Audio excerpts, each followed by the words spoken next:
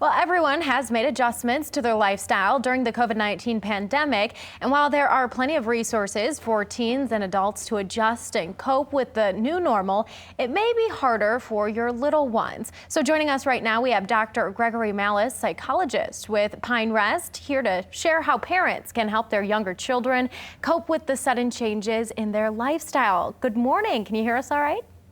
Yeah, good morning. All right, so first off, maybe let's just talk about what are some of the signs and symptoms parents may notice that their child is portraying, and note what are some things that they may notice if they're having a hard time.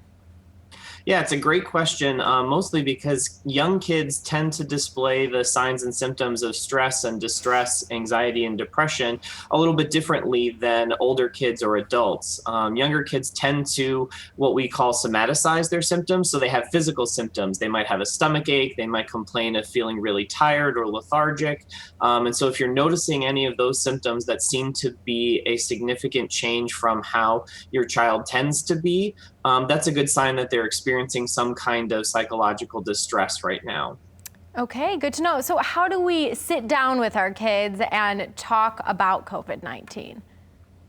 Yeah, I mean, there's so much information going on right now. The first thing that I would do is encourage all parents to just ask their kids questions. Let their kids sort of tell them what they're concerned about, what their fears are, where they're not sure of.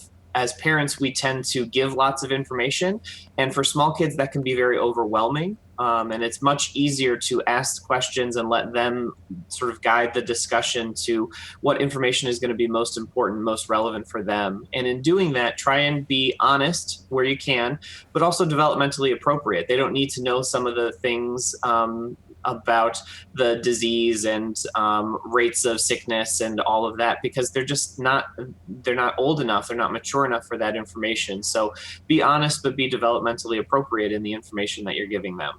Absolutely, and a topic that many parents are most likely going to face even this weekend, with temperatures being in the 70s, their kids may want to get out and see some of their neighborhood friends. So how do you talk with your kids about social distancing? Yeah, I mean, it's really tough because, especially with younger kids, they don't really understand it and they just want to play with their friends. And you can tell them 1,000 times to stay 6 feet away from your friends, but they don't know why and they don't have a concept of what 6 feet really is. So you want to talk to your kids about how to be safe, give them some ideas of what kinds of games or activities would be reasonable that they could do 6 feet away, maybe going for a bike ride with their friends around the neighborhood, going on walks, or those sorts of things, really helping them to understand what kinds of specific activities are appropriate and are acceptable, instead of just telling them stay 6 feet away, because they're going to have a much harder time understanding what that means and remembering it. They'll have a much easier time if you give them some ideas of what would be appropriate things to do, where you could still have good social distancing while playing. Absolutely. Good advice and great information there, Dr. Malice. Thank you so much for your time. We have more to come after this quick break.